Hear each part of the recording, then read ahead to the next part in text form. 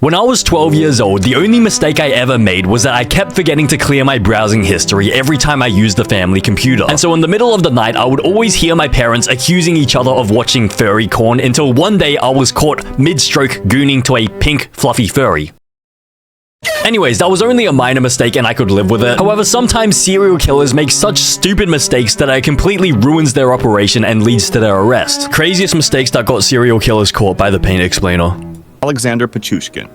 Between 1992 and 2006, Alexander Pichushkin killed at least 49 people in Moscow, Russia. The 32-year-old was called the chessboard killer because he said he wanted to kill 64 people, one for each square on a chessboard. Okay, yeah, there is definitely something mentally wrong with this person. What is this like? What even is this challenge? This is not like some sort of like Mr. Beast challenge or something. It's not like a Ludwig challenge or something, bro. One kill for every 64 people on the board. But this sounds like a Fortnite challenge, like a 2019 Fortnite challenge that you see on YouTube. Yo, what's up, guys? Today we're going to be doing the chessboard challenge where I'm going to have to kill one person for every square on the chessboard in Fortnite. Is it even possible to get 64 kills in Fortnite? Actually, it is. 80 eliminations. 80 eliminations. Okay, it can be done. Wait, so maybe this is actually like a real challenge in Fortnite then. Pichushkin's first murder was in 1992 when he was just 18 years old. He killed his classmate and threw the body into a sewer in Bitsa Park. After this murder, he stopped killing for several years until Russia abolished the death penalty in 1996, which made him feel safer to kill again. Most of Pichushkin's victims were older homeless people he found in Bitsa Park, near where he lived. Bro, he's just smurfing on them at that point. They're just homeless people. They can't defend themselves. They don't even have families that are like gonna report them when they go missing and dead. I feel like that's cheesing the challenge though. Like the 64 chessboard challenge, like these are just easy kills. That's just like spawn camping people or like just targeting like level 1 people. Like the guy just installed Fortnite last night and you're just gonna like kill him that easily?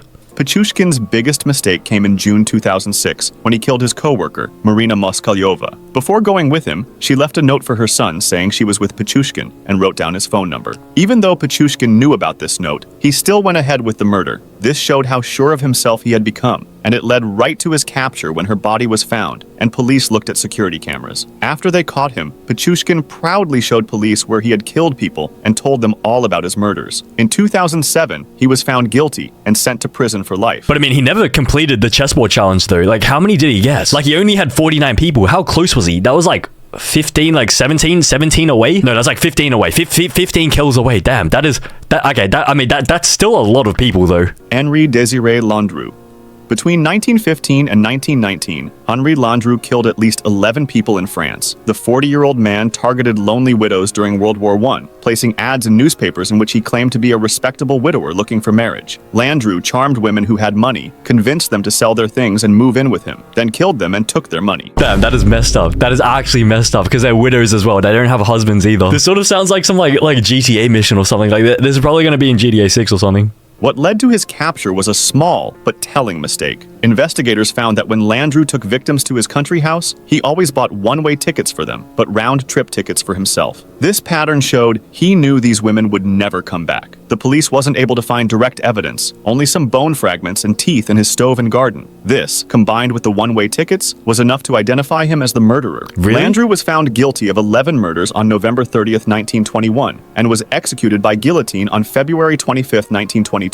Wait, but hang on. Why were there teeth in the stovepat? Don't tell me this guy was like eating the people. Like he was eating their ass and then he was just eating literally eating them. Or maybe he intended on like making like some like creepy like necklace out of teeth. What does that even look like? Bro, this is disgusting. Is this even real or not? This looks like this is probably plastic. But just the idea of wearing this around your neck, bro. This guy. Lamarck's Devin McWilliams. Between 2006 and 2009, Lamarck's Devin McWilliams attacked and killed several women in the Acres Homes area of Houston, Texas. The 33-year-old went after women who worked as prostitutes. Wait, why? Like, I've just noticed. These first 3 stories, why do they only target women? Like, are these serial killers sexist? Like what is wrong with them? Like, maybe they hate women, but actually, but at the same time, maybe like it's easier to unalive the women. The 33-year-old went after women who worked as prostitutes, hurt them, and left their bodies in ditches and behind buildings. McWilliams' biggest mistake happened in August 2009 when he took a woman named Chelsea Brazier. After attacking her, he put her in the trunk of his car. While driving, his car got stuck in mud. He took Brazier out of the trunk and told her to drive while he pushed. Oh. When the car broke free, Brazier drove away and called the police instead of coming back for McWilliams. And I mean, what else was she meant to do? Like, bro, how are you this dumb that you allow your victim to drive the car as you push out? Like, shouldn't you just make her push it out in that situation while you drive? But then even then, like, if she's out of the car, she'll run away. But I feel like her running away would be a much better situation for him compared to her driving away. Because at least, like, if she's running away, you can catch her on foot. But if she's driving away, bro, of course she's just gonna, like, leg it afterwards.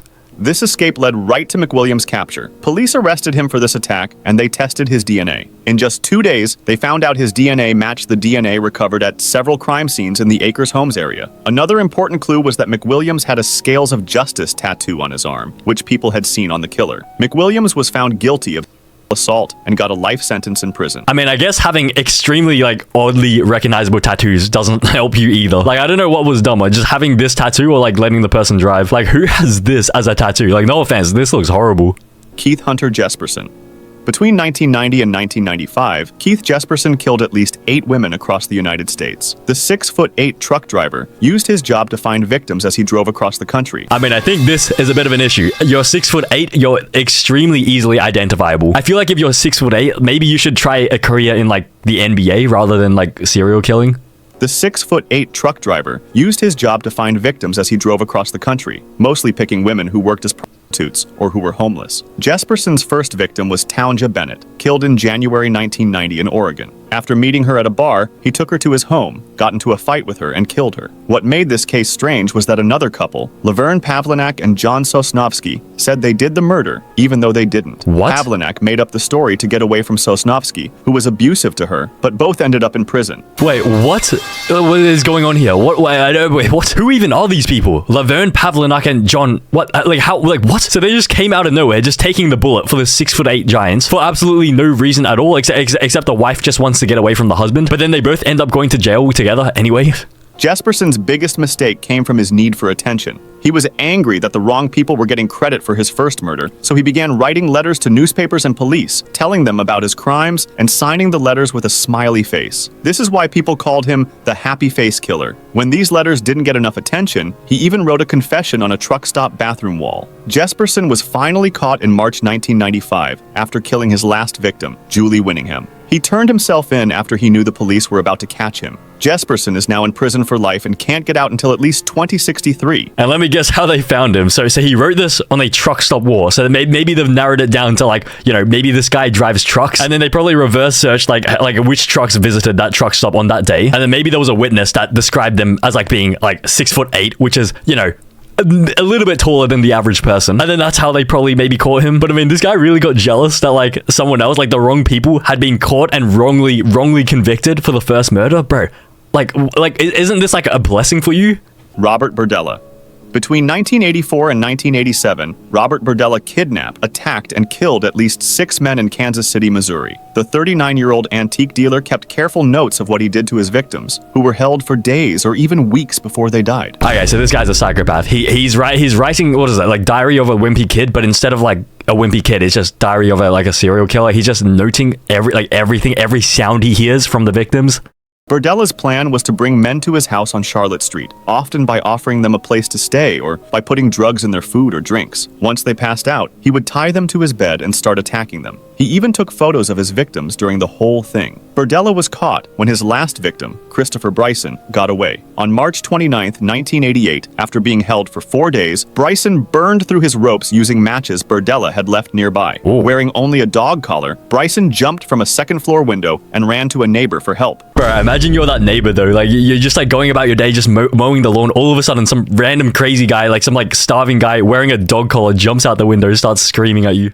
When police looked through Berdella's house, they found scary proof. His notes about the torture, hundreds of photos of victims, a human skull in a closet, and a buried head in the backyard. They also found ropes and tools for torture all over the house. Berdella later admitted to all 6 murders and was sent to prison for life. He died from heart problems while in prison on October 8, 1992, at age 43. Yeah, I'm sure it was heart problems. I'm 100% sure it was heart problems. Bro, 1,000,000%, the guards 100% just took him out. So I guess the moral of this story is just don't attempt to write the next best-selling, like, book, like Diary of a Wimpy serial killer. Charles Cullen. Between 1988 and 2003, Charles Cullen killed as many as 40 patients while working as a nurse in hospitals across New Jersey and Pennsylvania. He would give patients deadly doses of medication, especially insulin and the heart drug digoxin. He often gave these drugs to patients who weren't supposed to have them, causing their hearts to stop or making them fall into a deep sleep and die. Cullen's biggest mistake was not being careful with hospital computer records. At Somerset Medical Center in New Jersey, he kept using the computer system to look up information about patients who weren't his and ordered medicines they didn't need. The hospital noticed this odd pattern when its tracking system spotted unusual medicine orders and patient deaths. When a patient died with high levels of digoxin that hadn't been ordered for him, hospital staff finally called police in October 2003. When police talked to him, Cullen quickly said he had killed between 30 and 40 patients, claiming he did it to end their pain, though many victims weren't even dying. In April 2004, Cullen said he was guilty of killing 13 patients and trying to kill 2 others. He got 11 life sentences in a row and can't get out of prison until 2403. Damn, well, I guess that will keep him occupied. 2,403. How do you even say that as a year? That's like how many years from now? That's like 400, almost 400 years from now, and is still alive as well. Jesus. So he unalived between 30 to 40 patients to end their suffering, and he only admitted to doing 13 of them, unaliving 13 of them. But I mean, this guy must have been like a rookie nurse, because like everyone knows, like in the hospital, like everything is extremely meticulously tracked. Like everyone, it's really easy to backtrack which doctor ordered which thingy and which nurse ordered which thingy, because everyone has their own like account that they have to use in order to access like the system. It's not like it's like a shared computer or something like you can like easily blame someone else. But I mean, it's not like he tried to get away with it either, because he just like immediately the police the police didn't even have to like pull out like any of like the hardcore interrogation tactics. The guy just admitted like immediately. Wayne Williams.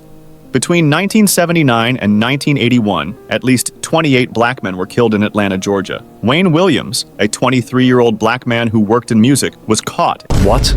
Isn't this friendly fire again? Or maybe he's just racist against his own race. Why only like 28 black people? A 23-year-old black man who worked in music was caught and found guilty of 2 of these killings, though police think he did many more. Williams became a suspect on May 22, 1981, when police watching a bridge heard a splash in the water below. Williams' car was the first to cross the bridge after this sound. When stopped, he told police a fake story about meeting a singer named Cheryl Johnson, who wasn't real. 2 days later, the body of Nathaniel Cater, a 27-year-old man, was found in the river. Police believed Williams had thrown Cater's body from the bridge that night. The main proof against him was carpet fibers found on victims that matched the rare carpet in Williams' home. On June 21, 1981, Williams was arrested for killing Cater and another man, Jimmy Ray Payne. He was later found guilty and got a life sentence. Wait, so what was the mistake here? Was it really a mistake? I guess the mistake was like driving past the police officers as soon as like the splash occurred, but like how could he have known that the police officers were going to be like stationed there? I mean, this just sounds like how most serial killers get like arrested. Bobby Joe Long. Between March and November 1984, Bobby Joe Long killed at least 10 women in the Tampa Bay area of Florida. The 31-year-old man used to dump their bodies in remote areas around the city. However, Long's worst mistake happened when he took Lisa McVeigh on November 3, 1984. He kept her for 26 hours in his apartment and attacked her many times. But unlike his other victims, Long decided to let McVeigh go. He put a blindfold on her, drove her near where he had taken her, and set her free. Are you dumb? Are you dumb? Why? What? Isn't this like the worst thing you can do if you're like a serial killer? Like this, bro, are you okay? What? Alright, let's just hear his explanation. Surely there's some sort of logical explanation why he did this. While held captive, McVeigh was smart and brave. Thinking she would be killed, she made sure to leave her fingerprints everywhere in Long's bathroom. She counted the steps into his apartment, noted what his car felt like, and remembered every detail she could while blindfolded. When she was free, McVeigh went straight to the police with all this information. She told them Long drove a red Dodge Magnum and gave details about his apartment. With her good description, police found Long quickly. Police arrested Long on November 16, 1984. The evidence linked him to several murders. When questioned, Long admitted to 8 killings and many other attacks. Long was found guilty and got the death penalty. After 34 years in prison, he was executed on May 23, 2019. Actually, you know what? I don't know whether it's a case of the killer being dumb or like the victim just being smart. Because this, bro, that is actually hella smart. I don't think I would have thought of this. So she's leaving her fingerprints everywhere, so that like in the case that she does die, they can like easily just like track down like this is the house that she died in, and then they can like reverse search that like this belongs to this guy. So I guess this is a bit of a life lesson. If you ever find yourself about to be killed by a serial killer, which I hope like none of you guys find yourself in that situation, I guess the only strat at that point is to just leave your fingerprints all over the bathroom. Dean Corll. Between 1970 and 1973, Dean Corll killed at least 29 teenage boys in Houston, Texas. The 33-year-old had two teenage helpers, David Brooks and Elmer Wayne Henley. What? Two teenage helpers? Isn't Friendly Fire disabled though? So you're hiring two teenage people to unalive even more teenage people. Okay, great. The 33-year-old had two teenage helpers, David Brooks and Elmer Wayne Henley, who would bring him victims. Corll ordered his helpers to bring boys to his house with offers of beer, drugs, or parties. Once there, the victims would be tricked into wearing handcuffs or just grabbed by force. They were then tied to a board where Corll would attack them before killing them. Corll's mistake came on August 8, 1973, when Henley brought a male friend named Tim Curley and a female friend named Rhonda Williams to Corll's house. Corll got angry about bringing a girl, and after they all passed out from drinking and drugs, he tied them up. When Henley woke up, Corll said he was going to kill all three of them. Henley talked Corll into untying him by saying he would help hurt the others. Once free, Henley grabbed Corll's gun and killed him. Henley then called the police and told them everything. Police found bodies buried in a boat shed, at a beach, and near a lake. Both Henley and Brooks went to prison for life for helping with the murders. Wait, but isn't Henley the same guy that unalived the serial killer? But at the same time, he did help. Yeah, he did help him do the other ones. Maury Travis. Between 2000 and 2002, Maury Travis murdered at least 12 women in the St. Louis area. The 36-year-old hotel waiter mainly targeted sex workers, bringing them to his home where he had built a torture room in his basement. He recorded his crimes on video. Travis might have continued killing if not for one major mistake. And don't tell me that one major mistake is that he uploaded all of these videos onto the hub. Like, this guy's such a corn addict that he just uploads all of his, like, the victim videos onto the hub. Don't tell me. After the St. Louis Post-Dispatch published an article about victim Teresa Wilson, Travis couldn't resist responding. He sent an anonymous letter to the newspaper writing, "I'll tell you where many others are, and to prove I'm real, here are directions to number 17. With the letter, he included a map showing where to find a body. What Travis didn't know was that the map came from Expedia.com, which tracked its users. FBI investigators contacted Expedia and got a list of IP addresses that had accessed their mapping service, and one of those addresses belonged to Travis. I mean, I wonder how Expedia users feel now. Like, wait, so like no Expedia user is safe. Your data is not secure at all. Like anyone can access this data. But at the same time, I guess this is the same with like every single like thing that we use on the internet these days. Even like Google, like YouTube, everything, the hub. When police searched his home in June 2002, they found his torture room, newspaper clippings about his crimes, and videos of Travis killing his victims. During questioning, he slipped up again by asking to see the murdered girls, even though police hadn't told him the women were dead. DNA from a soda can Travis used matched the evidence from two victims. The case was solid, but Travis unalived himself in jail 3 days after his arrest. What, so they just baited him into drinking from a soda can during the interview just so that they could collect his DNA? Is this even legal? Like, he had no idea his DNA was going to be collected from that soda can. Like, he thought it was just a harmless soda can. But I mean, the dumbest thing isn't that he used Expedia.com to send the map. I think the dumbest thing is that he sent a direct letter to like the news reporter. Like, why would you flex that you're the guy that killed all these people?